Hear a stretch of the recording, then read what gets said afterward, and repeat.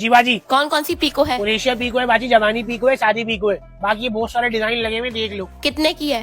शादी 30 रुपए की है, जापानी 50 की है। कुरेशिया 100 की है, लेकिन कुरेशिया हो नहीं पाएगी, अभी कारीगर नहीं है, उस्ताद नहीं है ना, अभी टेम लगेगा। तो तुम कर दो। मैं कैसे कर दूं? मेरे बाद तो एक दुपट्टा लगा हुआ है, 2 नीचे रखे हुए, इन सबके बाद नंबर आएगा आपका। कब से हो तुम इस दुकान पे? 2 साल हो गए।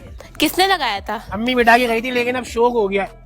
शौक के बाद ही असल कारीगर निकलता है ना। पढ़ते नहीं हो? पढ़ाई का शौक नहीं था, 3 जमातें पढ़ी थी, फिर छोड़ दिया था। तो कर लोगे तुम। ओनर वाला कभी भूखा थोड़ी मरता है, सारे पढ़ने लग जाएंगे तो फिर बाजी दुपट्टे कौन पीको करेगा, ये बात भी तो सोचो।